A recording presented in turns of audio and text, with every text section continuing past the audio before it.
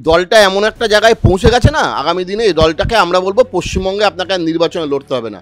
আপনি রোহিঙ্গা যেখানে আছে মায়ানমার বা বাংলাদেশে গিয়ে আগামী দিনে নির্বাচনে লড়াই করুন। ঈশ্বরের আমরা বাঙালি হর হর মহাদেব বলি, আর মুখ্যমন্ত্রীর দলের সাংসদ শিবলিঙ্গে কন্ডম পড়ায়, এবং সেইখানে এই বাংলাদেশের দালাল এই মানে মুখ্যমন্ত্রী একটা সবাই 10 বার বলে ইনশাল্লাহ। এই সমস্ত বাংলাদেশের দালাল সন্ত্রাসবাদী মুখ্যমন্ত্রী মমতাজ বেগমের বাঙালি হিন্দুদের হৃদয় থেকে মমতা ব্যানার্জি সরে গেছেন। মুখ্যমন্ত্রী মমতা বন্দ্যোপাধ্যায় বলছে 26-এ একেবারে বিজেপিকে বোল্ড আউট করতে হবে, কি বলবেন? কালকে মুখ্যমন্ত্রী বা তৃণমূল কংগ্রেস বলেছিল যে 21শে জুলাইয়ের ইতিহাসে, মানে ওরা যতবার 21শে জুলাই পড়েছে শহীদ দিবস, সর্বোচ্চ লোক হবে, রেকর্ড হবে। কিন্তু কালকে যেটা দেখা গেছে যে 21শে জুলাই এর আগে মমতা ব্যানার্জি যখন ক্ষমতায় ছিল না তখনও যা লোক হতো, কালকে 21শে জুলাই এক কথায় বলা যায় সুপার ফ্লপ। মানুষ যে মমতা ব্যানার্জির প্রতি আস্থা মানে হারিয়েছে সেটা কালকের জমায়েত দেখেই প্রমাণ হয়ে গেছে। আর মুখ্যমন্ত্রী থাকাকালীন মমতা বন্দ্যোপাধ্যায়ের এটাই শেষ 21শে জুলাই। আগামী বছর যখন 21শে জুলাই হবে, মুখ্যমন্ত্রী তখন আর এ রাজ্যের বিজেপি ক্ষমতায় থাকবে। মানে মুখ্যমন্ত্রী হিসেবে মমতা বন্দ্যোপাধ্যায় শেষ ফ্লপ 21শে জুলাই গতকাল করে ফেললেন, এটুকুনি বলা যায়। এনআরসির নোটিশ দিচ্ছে আসাম সরকার, বিজেপির কি ক্ষমতা আছে? মুখ্যমন্ত্রী তো তাই বলছে যে বিজেপির কি ক্ষমতা আছে যার জন্য নোটিশ দিচ্ছে বাংলার মানুষ।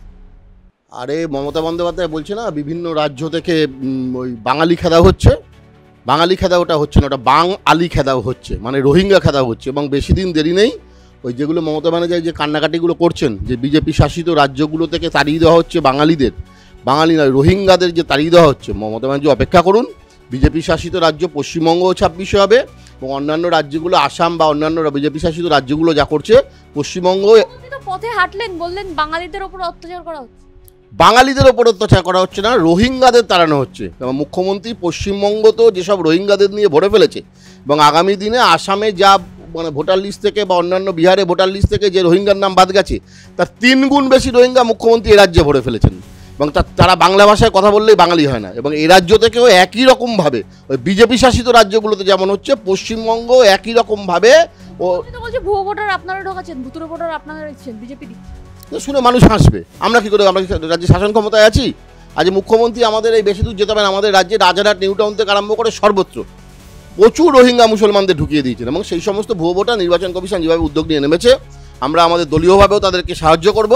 এবং 26শে যে নির্বাচন হবে সেই নির্বাচনে মুখ্যমন্ত্রীর প্রায় 1 কোটি ভুয়ো ভোটার, রোহিঙ্গা ভোটার এই ভোটার লিস্ট থেকে পশ্চিমবঙ্গ বাদ দেবে। নির্বাচন কমিশন ঘেরাও, নির্বাচন কমিশন ঘেরাও করা হবে, কারণ রোহিঙ্গাদের রাজ্যের নাগরিকত্ব দিতে হবে।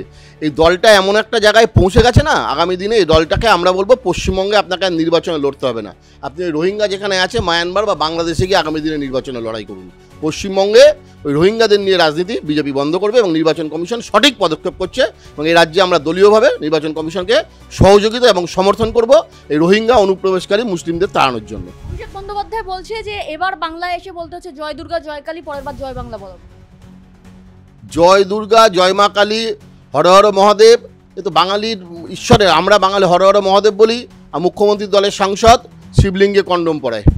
আজকে মুখ্যমন্ত্রীর মুখে মানে হিন্দুদের সম্পর্কে কোনো ভালো কথা বা হিন্দু দেবদেবী দিয়ে কথা মানে না। মুখ্যমন্ত্রী হালাল করা প্রসাদ দীঘা থেকে বানিয়ে এনে হিন্দুদেরকে খাওয়াচ্ছেন। কাজেই জয় দুর্গা, জয় মা কালী, হর হর মহাদেব, এই হিন্দুত্ব বাঙালি মিলেমিশে একাকার হয়ে গেছে। এবং সেইখানে এই বাংলাদেশের দালাল এই মানে মুখ্যমন্ত্রী একটা সবাই 10 বার বলে ইনশাল্লাহ। এই সমস্ত বাংলাদেশের দালাল সন্ত্রাসবাদী মুখ্যমন্ত্রী মমতাজ বেগমের বাঙালি হিন্দুদের হৃদয় থেকে মমতা ব্যানার্জি সরে গেছেন। তৃণমূল কর্মীরা বলছে যে বছরে একবার ধর্ষণ হতেই পারে, এটা কোনো বড় বিষয় বলতে তো খারাপ লাগে। তাহলে বছরে একবার যদি ধর্ষণ হয়, তাহলে আজকে মুখ্যমন্ত্রী পরিবারেও বছরে একবার ধর্ষণ হতে পারে।